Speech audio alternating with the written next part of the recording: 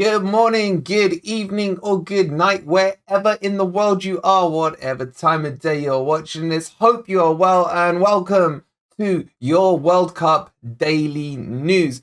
In today's video, we are going to be talking about the rant from the FIFA president, and we'll also be talking about the rights and the wrongs of it, as well as bringing you news for the World Cup as we are on the eve of it right now. So guys, before we get into it, if you would be kind enough, do hit that like button, subscribe to the channel if you are new. You will be getting daily World Cup videos as well as the watch alongs for all the key matches, and we will still be keeping you posted on all your Nottingham Forest news because that's still what's in our heart.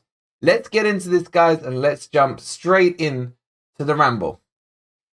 So Gianni Infantino went on the mic today, which was meant to be a Q&A session, and instead rambled on about all the politics that are surrounding the Qatar World Cup, talking about from how he is Arab, from how he is disabled, to how he is a migrant worker, and how he is gay as well, and just went on and on and on. I am sick and tired of this. I am here for the football, and barely that, to be honest. I would rather this was a summer World Cup and we could have just gone on with the Premier League in normal circumstances, especially as my team Forest are finally in the Premier League. And this break, well, it is what it is. But look, I am starting to get into World Cup mode because I am missing football in general. But what I am sick and tired of is how the media thinks they can dictate foreign policy, yet they won't even look at what's going on in our own shores.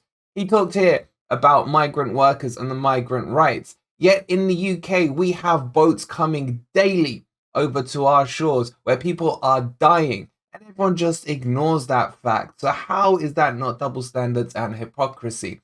Whatever country in the world you go to, they all have different rules, they all have different laws, and if you're going there as a tourist or on your summer holiday or whatever, you are still expected to abide by those rules.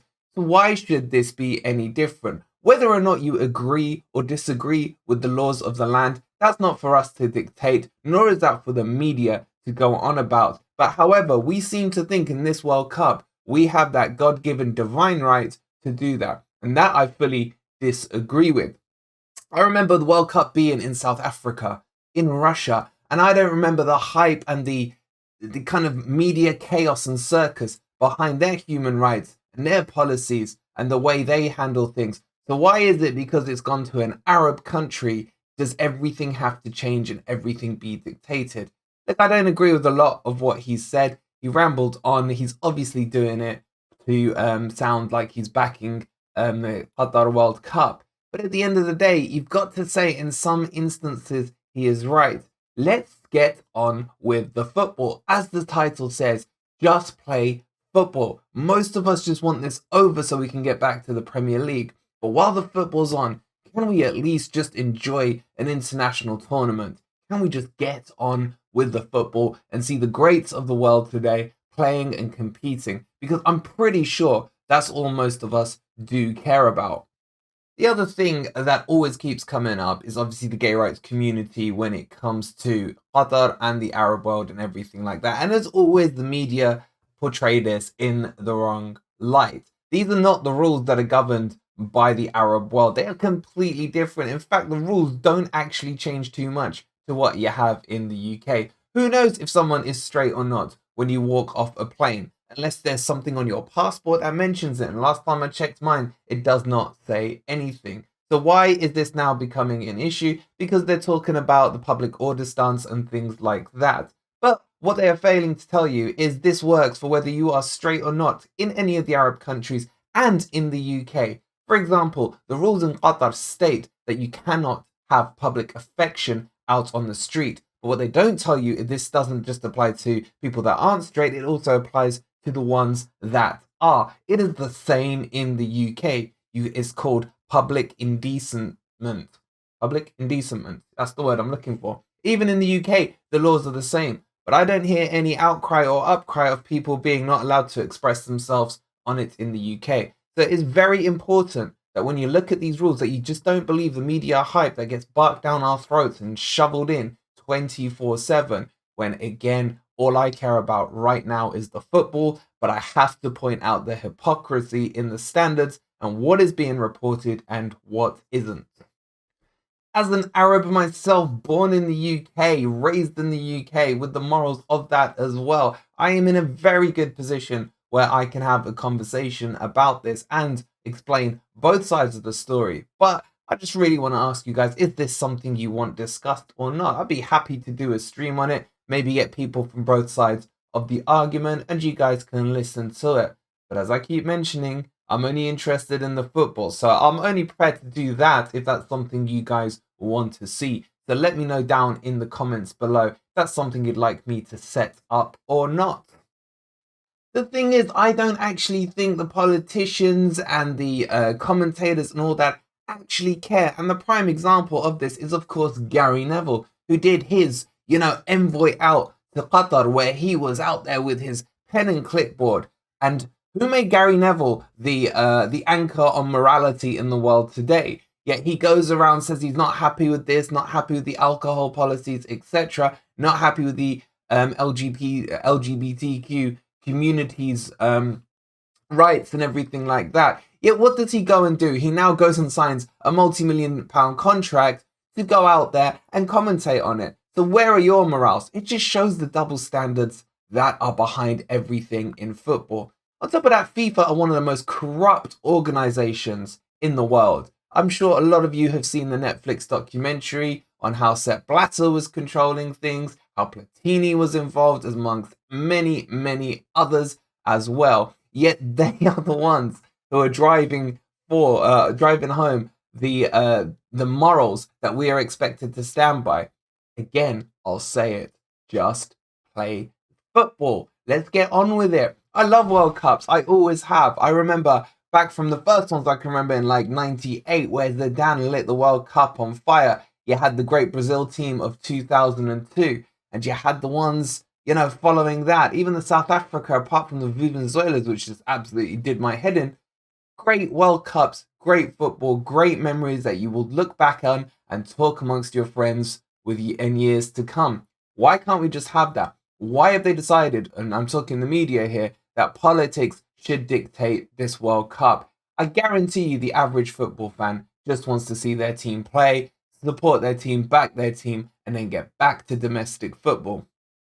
Look, this is even leaking into player interviews. Right now, all I want to hear from players is about their fitness, about what their opinions are on how the World Cup is going to progress from the footballing perspective, and how well or not they think the team is going to do. So, for example, Eric Diabolical has been interviewed today. He was asked a few questions about, his previous World Cup experience, how he felt about not being in the Euro squad, how Conte has helped him. But then the conversation moved over to the politics of the World Cup, putting him and many other players in an awkward situation, where he had to then talk about his morals, how he got his morals from his family, which you could argue is subjective in itself anyway, and treated by society rather than anchored. But on top of that, why do I actually care what Eric Dyer thinks? I only care to see what he's going to do on the pitch. But it just keeps putting them in awkward situations, and this probably won't die off, or it may die off during the football when the football kicks on. So hopefully we will see the end of this very, very soon, and we can just get on and watch the beautiful game. And coming up on this channel will be all the news, all the team news, all the previews and everything like this, where we will be talking about football. But I just had to get this out there and address it, and I really want your opinions on it. Do you care about the politics and the morals behind the World Cup, or are you here just to watch the football? Let me know in the comments down below.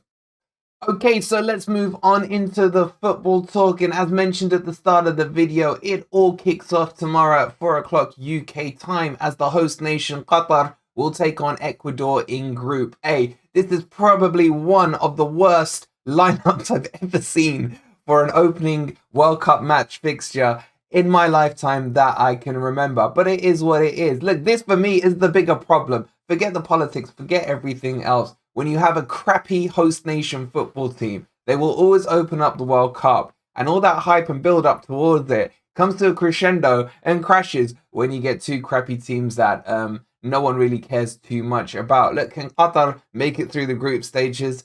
I'd be shocked if they did. The same with Ecuador, but at least we will be kicked off into the football. So the football starts tomorrow. There's no point in even going through these two teams. I don't think there's many out there who actually care about them. This should probably be a win for Ecuador, but a host nation always sometimes flatters and shocks you. I remember back in South Africa in 2006, I think it was, where they got a goal going. You always want the host nation to do quite well because it gets the crowd behind them. You get a good atmosphere going. But the football will really kick off on day 2.